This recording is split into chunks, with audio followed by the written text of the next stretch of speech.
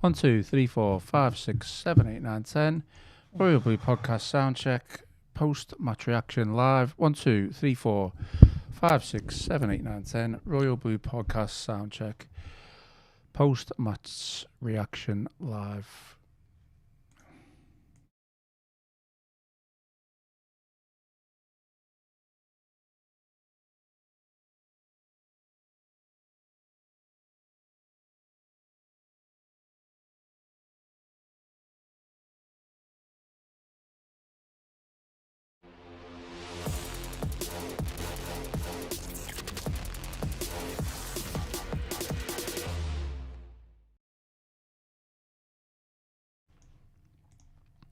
Everton 0, Manchester United 1, full-time at Hill Dickinson Stadium. Another home game goes by without an Everton win. Maybe it doesn't tell the whole story, so we are going to get into it. Hello everybody and welcome to the Royal Blue Post-Match Show with me, Ian Croll. Alongside me we have Tony Scott and we are live on YouTube. So for everyone who is joining us on the live stream, please get your questions in, interact. Whether you want to drop a question, whether you want to vent, whether you just want to get a comment in, please do so and I'll do my best to read out as many as possible. As always, give us a like and subscribe to the channel. Share this podcast and tell your friends about us if you haven't already. Just a quick word for our sponsor before we get into tonight's match. We thank NordVPN for sponsoring the show. For more information on NordVPN to get the best discounts as well, go to nordvpn.com/EFC. Our link will also give you 4 extra months on a 2-year plan and there's no risk with Nord's 30-day money-back guarantee, and the link is in the podcast episode description box. Tony, what is your initial reaction to Everton 0, Manchester United 1? I thought Everton played well. And what we seen at the full-time whistle, probably second that in terms of the applause and the chance of Everton at the final whistle. I think only says how well Everton played, especially in that second half. If you look at the two teams on paper, you would just say we're getting Manchester United sides and from Everton's team. You maybe see Branthwaite at centre-back, Pickford at a push, but judging from what we've seen from obviously Lemons today, he was outstanding, wasn't he? So there's not many. So in terms of quality, there was a big gulf in the sides. But I thought Everton's performance was very spirited, but just lacked that final quality, that quality in the final third.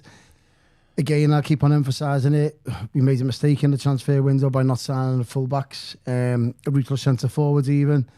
And every single game we're coming up against teams that have got that extra bit of quality from fullback position and obviously from a centre forwards position as well. But having said that, I thought Everton were really good second half. There was not much between the two sides in the first half, really. Just that team Tarkowski kicked one off the line. But apart from that, it was a bit of a tense affair. Both teams probably still working themselves into the game. But second half, as soon as that whistle went, I thought Everton were on the front foot. They were aggressive. They were in the second balls. They weren't apprehensive where he was in the first half. But I thought second half, they were by far the better side, but just got dealt a sucker punch with that goal from obviously Sesko. And that was the difference between the two sides. They're bringing an £80 million striker on to win the game, and we haven't got that. Sadly, we're just lacking creativity in the team. We've got workman-like performances in there. We've got graft and guile, but we're not ruthless in the final third. There's no magic in the final third. I was disappointed with Ilman today, really was. He hasn't been the same since AFCON, same as just a guy for me, just lacking that intensity in the final third. And it was just, I think that was the difference between the two sides today, just that ruthlessness in front of goal, that sucker punch, that counter-attack. But I thought Everton were really good. Yeah, I mean, I agree. I think it was a better performance, certainly from the Bournemouth performance. Yeah. I think certainly from maybe a couple of the last home performances as well. Certainly in the second half, I thought there was, I know you say the question, maybe lack of intensity, but I thought there was more intensity in the second half. Ultimately, the frustration comes down for me is the lack of penetration in that final third. Again, you know, it goes back to how Moyes wants us to attack and how Moyes wants us to set up from an attacking point of view. And it's crosses into the box. We'll come on to team selection and we'll try and break things down a little bit. So what were your thoughts with regards to team selection? I wasn't too unhappy with it, other than the major issue for me being Harrison Armstrong on the wing. I called for James Garner to start at right back, so I can't then, when he does start and we go and get beat, I can't say, well, he shouldn't have played him right back. I thought he had a decent game. I can understand why he's gone with Branthwaite on the left-hand side, and I thought he actually did. He did okay, if I'm going to be totally honest. I still would like to see players played in their positions. Clearly, when Tyreek George came on, he gave Everton something a little bit more different than what Harrison Armstrong can offer on the wing. I feel a bit sorry for Harrison Armstrong today because you've talked about how much of a really good player he is. You know, you've described him as a baller, and I completely agree. There's only so much he can do on the wing. He's not a winger. Every time he gets that ball on that left-hand side, he's got to cut in, and he loses the half a yard every single time. The difference being when Tyreek George comes on, he looks to run with the ball. He's got that pace. He's got that know-how of how to be a winger. And the difference to me was telling. And I feel like that selection for me was wrong today from David Moyes. I understand what you're saying. I don't think George or Dibbling can be trusted to start games. And what I mean by that is that defensively, I don't think they're aware. I think they're kind of free spirits. I think they'll lose the ball more often than what they'll gain it. Where Harrison Armstrong, I get what you're pointing out. There's a lot of Evertonians saying exactly the same thing. Harrison Armstrong, plugging gaps, square pegs round us. I understand that. I totally accept that. But Harrison Armstrong will play for the team. He'll understand the instructions from the manager. I understand. He'll stop. Now, the last 3 or 4 weeks, all I've seen is Vitaly Mykolenko and whoever's been playing on the left-hand side of the midfield struggling that side. We've been getting pelters down that side. Bournemouth, for example, the other week, Rayan, it's just constantly coming down that side and it's hurting us big time. I didn't see that today. For all the attack and flair that Manchester United had with Fernandes, with Cunha, with Mbueno, they didn't threaten us. The only difference between the two sides was obviously a counter-attack.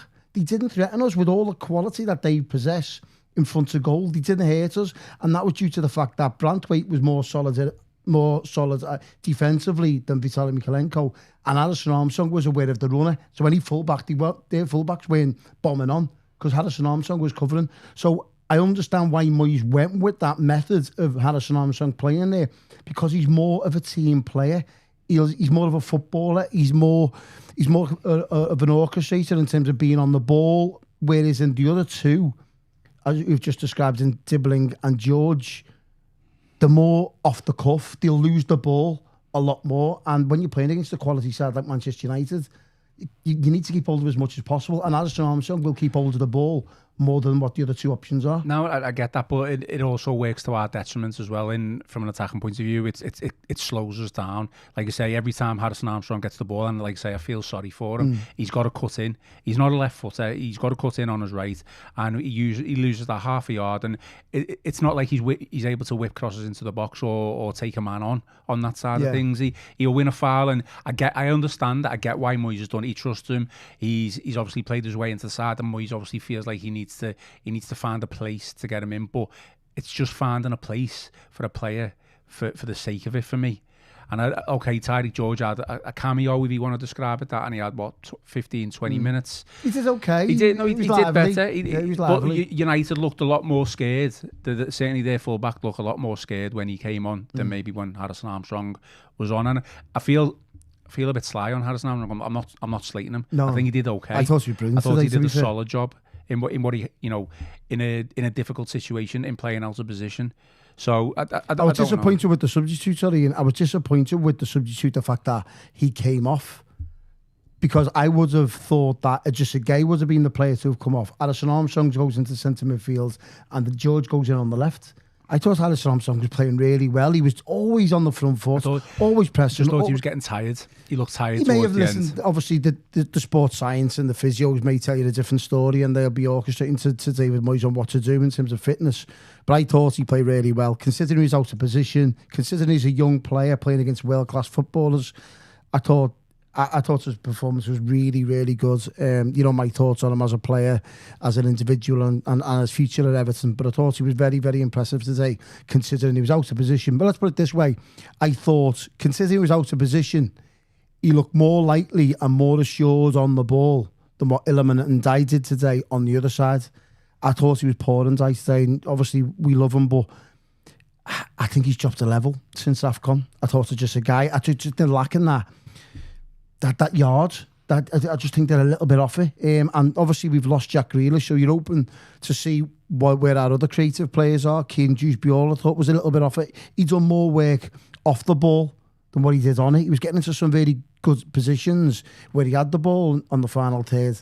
He was getting it taken off him, and he just looked a bit lacklustre.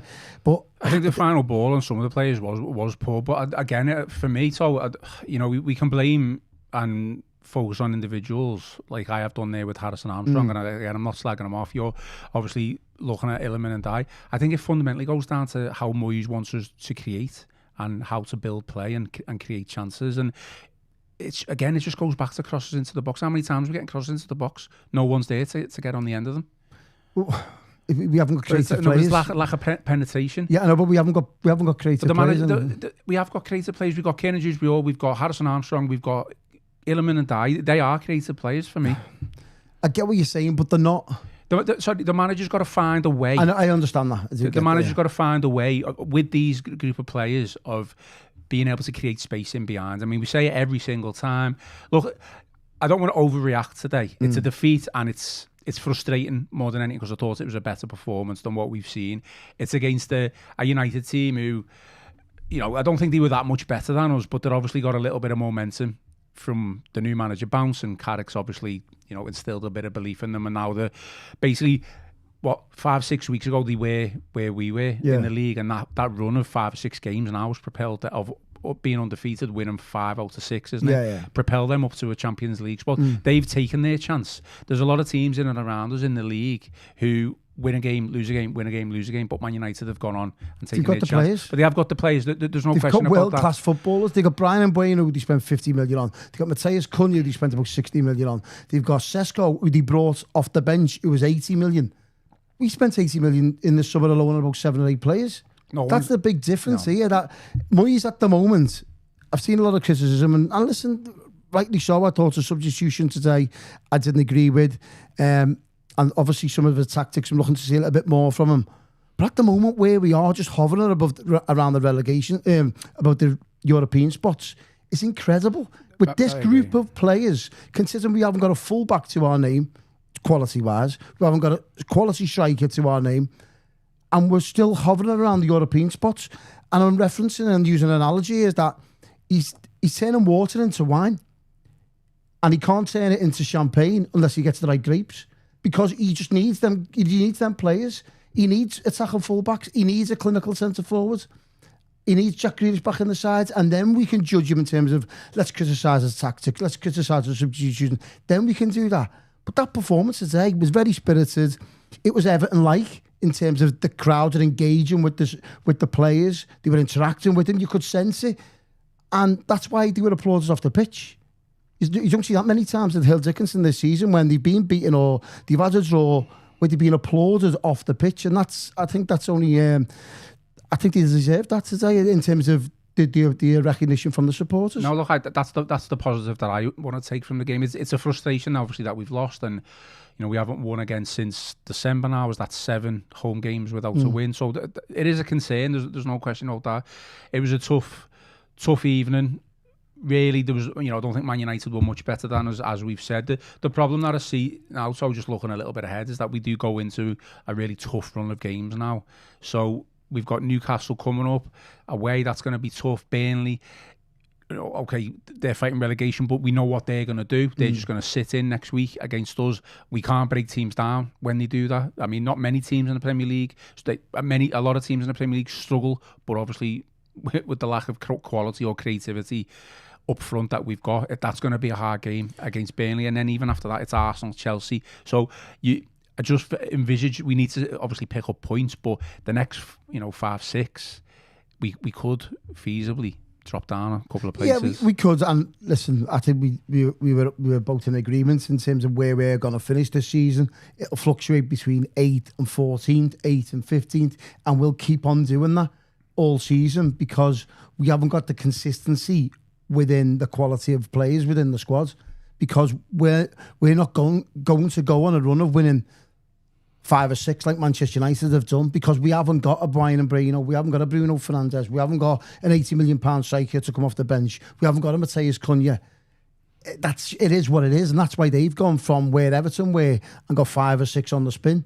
That's basically it. They've got quality players on the pitch that can hurt you. That pass to Brian and Bruno feeds it into Sesko, bang, job's a good one. We can't do that because A, we haven't got the quality, and B, if you look at that, we still haven't got the pace. Sesko was 5 yards behind James Sarkozy for that goal. I left him for dead.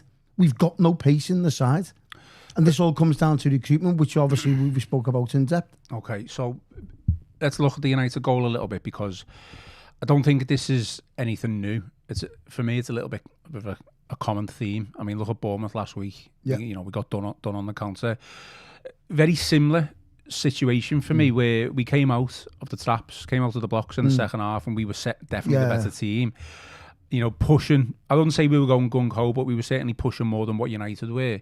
And then, lo and behold, there's space between our midfield and the attack, space between the midfield and the defence, and there's too much space for the United attacker to then run onto. Very similar to what happens with Bournemouth. It happens at Brentford as well. No, I know. So centre-backs are not quick enough. Well, it's a concern, isn't it? So that's the conundrum. You can't defend on your 6-yard box because of the centre-backs we've got are too slow.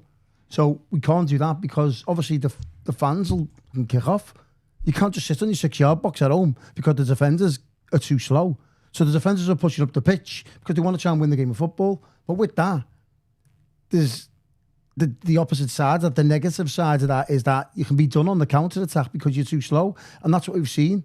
So it's trying to get that right balance in terms of, we're going up the pitch, trying to obviously press the game out, but the same token, one ball over the top and we're done. So Moyes has got to try and fit the right balance there in terms of just Jared Brantwaite have to come back into the fold from a centre-back position, because arguably he's probably the quickest centre-back we've got. But the problem with that is that if Jared Brantwaite goes into the defence, you're going to have to start Vitaly Mikalenko as left-back, and we've seen him done from a opposition perspective this season. He's getting tall inside out.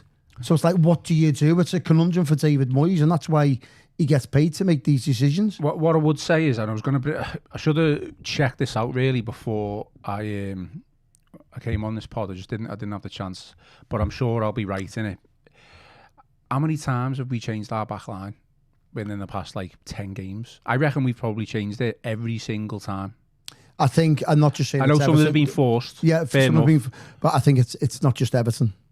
There's a lot of Premier League teams this season changed their back four because of injuries, because of suspensions, because of the games that are the intensity. You've seen that first half today. It was so intense. There was nothing in it. It was no quarter given. There was literally nothing in it. The games are so intense that you're going to pick up injuries. And it's not just Everton, by the way, although obviously you've gone through. Patterson's played there, Garner's played there, Coleman's played there. There's a lot of right backs. Jake O'Brien, left back. We've obviously Garner played there the first game of the season against Leeds. We've had Jared Brantwaite play there. We've had Mikalenko playing there. Centre backs have swapped. So I understand that it's not ideal. We've had 4 centre backs playing across the back four. Exactly, right, Michael Keane. So I think I think moving forward now, I think Moyes needs to very quickly find a settled back four, and it probably includes Jared Brantwaite. It doesn't probably. It definitely includes Jared Brantwaite. But where does he play? No, sorry, it includes Jared Brantwaite as a centre back. So the only option then is to play Vitaly Mikalenko. No, I'm fine with that. But you're going to get done. He's not good enough at this level of football. We've seen it all season. I think he improves when Jared Brantwaite's in the team. He may do. There's an argument for that, and he wouldn't, to be honest, because you're playing against a really good centre back. So he should improve. We've seen Mikalenko play better when he's got just someone to mark, and Moyes went with Brantwaite today. I thought he had an okay game. I think he probably would have had an okay game if he just had that the winger to mark, that one job to do, when the emphasis is not necessarily on him to get forward. But opposition teams are targeting him. You've seen it all season. I know, but I just think it's not it's not rocket science with football. You have a settled back four. That's what you should have.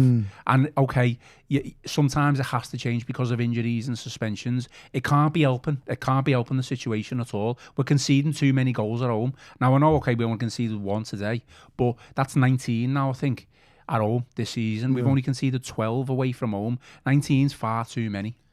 I totally accept that. It's not ideal. I think the days are gone where you're just keeping what you're saying back four, though, to be honest. Ian, I think that there's just too many games of football. I think the intensity of the Premier League doesn't help. I think there's obviously lots of suspensions. You're going to pick up injuries. And that's just the nature of the beast. I think it's I think gone are the days when you could hang your hat on Jagielka, Lescott, Baines. I think them days are gone. They really, really are. You only have to see United, Liverpool, City, Arsenal. They're changing the back four every week. That's what it's the nature of the beast at the moment. And unfortunately for Everton, is that they'd love it. I think David Moyes would probably second this. He'd love a settled set back four. But unfortunately, we haven't got quality fullbacks. I'd say they're only those teams that you described, though, they're only changing if they're being forced to change. I think very quickly Moyes needs to start just finding a settled back four, and if it includes Mykolenko, I'm fine with that on the left hand side because it gives that balance. It's got to be Mykolenko, Branthwaite, and Tarkowski, O'Brien. You know, that's what it's got to be for me. And then if we've seen that all season, and it hasn't helped. We haven't not with Branthwaite. Well, with Branthwaite, but what I'm trying to say is that we've seen Mykolenko at full back, we've seen O'Brien at full back, and it's not helped us at home. I'm not saying O'Brien at full back. I'm saying as a centre back pairing with Branthwaite. So who's going right back down, Garner? Well, to be honest, what did you make of Garner's performance? I thought Garner was really good. I thought he was the intensity from him. I thought he was ferocious. See where he gives that. I mean, I'm not saying you're against it, but why can't we see that a player with more of a natural right foot, or who's more naturally better on that right hand side at full back, why can't he not see that it's better than playing O'Brien there? It is, but did James Garner, was he good in the final third? And what I mean by that, one was good though. Exactly, I know, and that's what you want from you. That's why they like see it. Obviously, the best fullbacks, they'd give him 5 or 6, 7 assists per season. What I mean is that Garner was really good in his performance, in his tackling, his 1v1. Obviously, Matheus Cunha got no change from him. I thought he was really ferocious in the tackles. He was always on the front foot, and I like that about him. But I just thought when you're getting him in some areas of the pitch, you want a little bit more. And I thought but what wound me up today, before I forget, Ian, Everton had 10 corners today. 10 corners. Every single one of them was right on the goalkeeper. But it was a tactic though, wasn't it? And it didn't work. So after 5 or 6, you go, what's our plan B? If there's a set piece coach on Merseyside, please send him to Finch Farm. Because we've had 10 corners today. And not once did we look like scoring.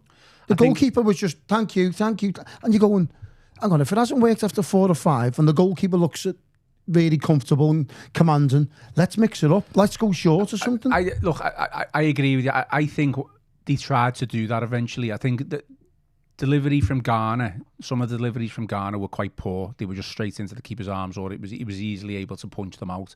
And then I think we probably got another about 5 or 6 corners after that, and we tried to cause a little bit of chaos. That's the only thing I could see from that, because it didn't look to me like it was anything else other than just trying to create as much chaos in that 6-yard box, and hopefully second or third ball someone would be able to get a head on it or get a shot on it. That's what it looked like to me. It was.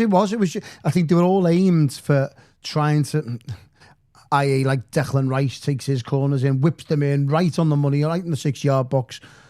But sadly, I just thought the goalie played really well today, Lemons, and full credit to him. He was right on it. So I was thinking as the game was going on, right, that's not working. Surely there's a plan B here. If plan A isn't working and the goalkeeper's commanding his area, what's your plan B? Because all these set-piece coaches at Arsenal and obviously other clubs, they've got a plan B as well. I've seen Arsenal go short this weekend and next minute it's worked. I was quite disappointed to see 10 corners and not us look threatening from either of them, to be honest. I thought Lemons played really well. Disappointed from that, considering we've got Tarkowski. We had obviously Jared Branthwaite in the side. We obviously had Michael Keane, Thierry Barry, Addison Armstrong. You've got big lads in there, all 6 foot plus.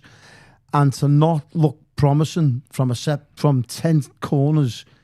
Massively disappointing. And we had a couple of free kicks on the edge of the area as well, which was disappointing as well. I was just looking for a little bit of variety from a set piece perspective, and we didn't see it.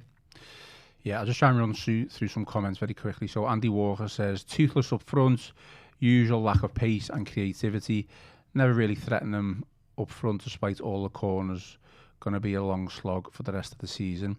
I think the one frustrating thing for me, and we've all noticed it, maybe more so today, it's just the lack of movement up front. Yeah.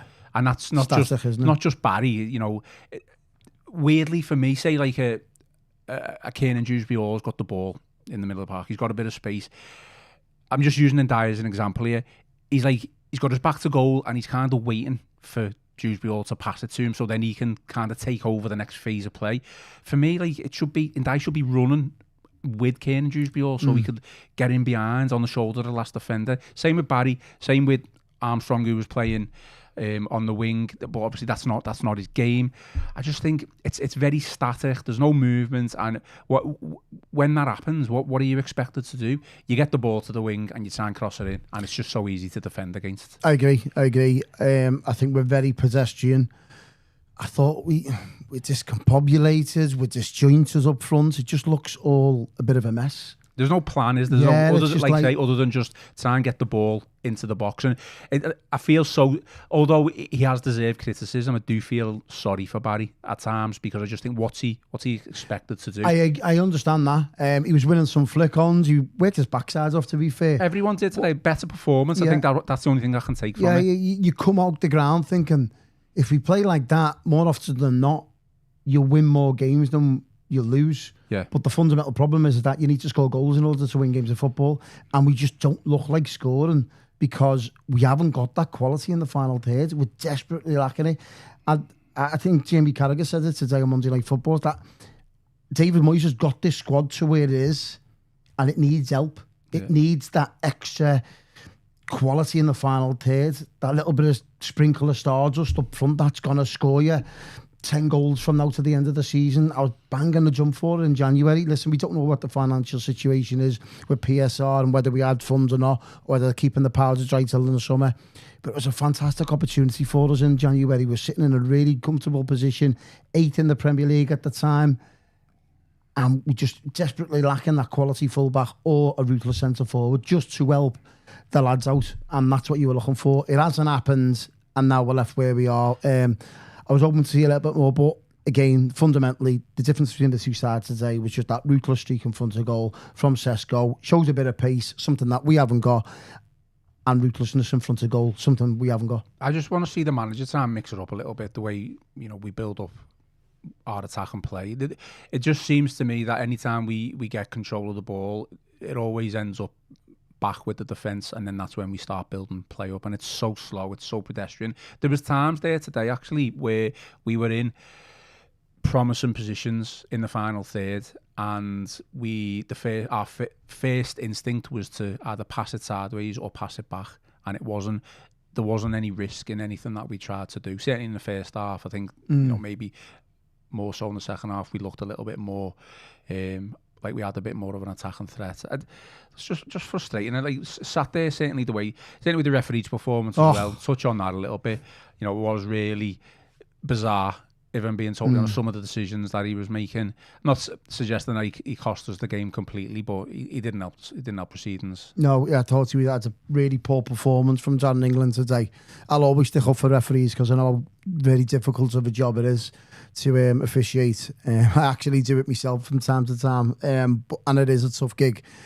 But with the help that they've got from VAR and obviously referee assistants, I thought that was, if you're assessing his performance today, and I hate a load to be critical about officials, but he was awful for both sides. Yeah. He really, really was. He was just not keeping up with play. He just wasn't watching what was going on. I think what sums his performance up is that he actually blew the whistle for a substitution. That never happened. Well, a Manchester United player was sitting on the bench. He wasn't even ready to He wasn't even ready. And that's when Pickford comes out and go, Why did you stop the game? We're ready to get the ball. Let's continue. And you stop the game for a play that's not ready. That's a really poor look for a referee. It's awful. It was absolutely awful. And then he obviously yellow cards Jordan Pickford on the basis of that because he protests with Darren England. I thought his overall performance was poor. And he weren't any key decisions he actually missed in terms of like a goal scoring opportunity. I just thought his overall display of keeping up with play and his 50-50 decisions in terms of both sets of supporters were frustrated with the referee, which probably tells you a lot in terms of his performance. But blowing the whistle before the substitution's actually ready to come onto the pitch was quite baffling for me. Right, you've got to go and get your train told, so we are going to finish off now, but I will just read some more comments out. So Dave Ollie says, poor call, Tim in the middle and Armstrong on the wing again. Get the balance on the right and lose it on the left. He can't fathom it.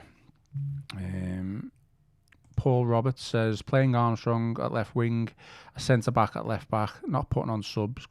Is Moyes too risk-averse to win? 2 points out of the last 5 games is poor. Risk-averse? He couldn't. He plays his midfielder at right-back, which everyone's obviously been screaming for, which he's done. He ends up going with 2. Everyone said to me, I got loads of messages going, but he takes better off for Barry. He went with 2 up front in the end and kept the 2 of them on. He threw Michael Keane up there as well. He brought George on for Harrison Armstrong. In terms of being risk-averse, I don't think, what more can he do? It's just David Moyes' style, trying to stay in the game as long as possible. Well, isn't it? every manager's like that. That's what they done. United's done that, but they brought an £80 million striker on. We haven't got that. Man United weren't that good today. Far from it. We were the best side the second half. There was nothing in that first half. But you know what the difference? Pace from Sesko, ruthlessness in front of goal from Sesko. That was the difference between the two sides, and that's something we haven't got. Strength and Honour says George looked positive when he came on, which I think he did. Yeah. Eltel says Rome wasn't built in a day. It's frustrating, but we've got the fans and as frustrated as them, but we should be winning more games at home, which we should be. I agree. James Graham says Garner is definitely the best fullback at this moment in time. I agree with that. Totally agree. We'll finish off now, but do you want to name a man of the match for Everton? Ooh. Difficult one, really, isn't it? Because there wasn't like a standout individual performance. No, there was a lot of 6 and 7 out of 10s. 2 stood out for me. I thought the Rubuno actually played well when he was on. I felt he just gave the ball away a lot. He was like winning. He was winning tackles. Don't get me wrong, but distribution's not the best. In the first half, just like silly, simple passes. You don't have to lose the ball there. Yeah, I agree. Like he looks great at times. It's like athleticism and the way he can very quickly turn with the ball. I think he's got something, but like he'll do like the easy. He'll do the hard part or whatever it is, and then he'll lose the ball very easily. I just think, come on, Tim. So for me, 2 players stood out. Harrison Armstrong, considering this kid was playing in the Championship last month, and considering where he's at now, playing against world-class footballers, is only testament to how well he's been playing. My thoughts on him as a player. I think he's got a big future ahead of him at Everton Football Club, hopefully. But I'm probably going to give it to James Garner, considering he was played out of position. And that probably says a lot about Everton at the moment, that I've just said the 2 best players for Everton were actually playing out of position. And they shouldn't actually be playing there. Ideally, you'd want, in my opinion, I think Harrison Armstrong, and I said it last week, he should be starting games for Everton, the centre midfield. I want to see just a guy phased out the side. I want to see Harrison Armstrong implemented into the centre Everton's midfield. I think he's good enough. I think he's a proper footballer, and I think he should be starting games for Everton. But I think James Garner just edged it for me. I think he set the tone for what Evertonians want in terms of when they're paying the money, getting through the turnstile. They want to see an Everton player with passion, with commitment, on the front foot, getting tackles in, getting his team up the pitch. And I thought he set the tone there. I thought he was Everton's best player today, James Garner. I'll go with Garner. He would have been one of 2 for me. I thought Branthwaite did very well, considering he's playing out of position on the left-hand side. I think he tried to get forward when he could, and did defensively, okay. I suppose, I guess the goal came from that side as well, really, which is obviously a bit frustrating. I thought what did work was the long balls to Branthwaite when he was like kind of up the pitch. He was winning those headers. He looked quite threatening. So that is something to think about with Branthwaite on the left-hand side. But from a defensive, we're frustrated that we're not scoring, creating chances, but we also kind of need to look at what we're conceding as well. And I think that's only going to come with a settled back four. And we know, let's face it, O'Brien's probably back in on right back. I don't know, you know. Wouldn't be so sure. Against Newcastle on Saturday. We'll see. We'll see.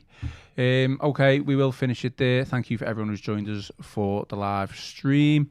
No show tomorrow for Tuesday, but we are back Wednesday at the normal slot of around 12 o'clock. So stick with us for the live stream for that.